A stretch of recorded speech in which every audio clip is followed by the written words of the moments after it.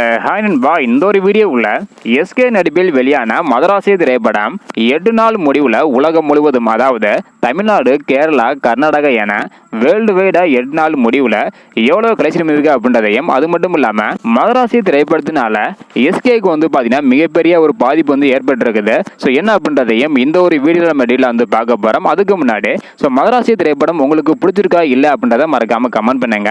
Okay அன்பா, வாங்க இன்னைக்கு வீடியோக்குள்ளே போகலாம். ஓகே அன்பா, மதராசி திரைப்படத்தோட பட்ஜெட் பாத்தீங்கன்னா 180 கோடி என சொல்லப்படுகிறது.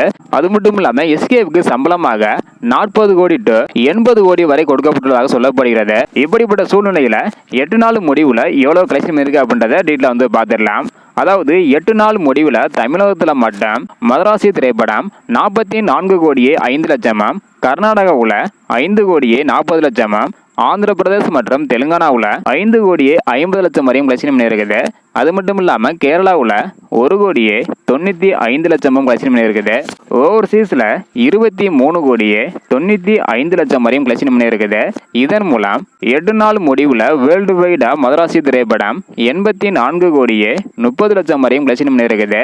அது மட்டும் இல்லாமல் 8ஆம் நாளில் மட்டும் வேர்ல்டு வைடாக 3 கோடி வரை பார்த்தீங்கன்னா கலெக்ஷன் பண்ணியிருக்குது. அதாவது 180 கோடி பட்ஜெட்டில் எடுக்கப்பட்டுள்ள மதராசி திரைப்படம் தற்போது வரைக்குமே பாதி கூட பார்த்தீங்கன்னா வசூல் பண்ணல. அதாவது 8 நாள் முடிவில் 84 கோடியே 30 லட்சம் வரையும் தான் கலெக்ஷன் பண்ணியிருக்குது. அதனால எஸ்கேவோட சம்பளத்துக்கு பார்த்தீங்கன்னா பாதிப்பு ஏற்படுத்தியிருக்குது.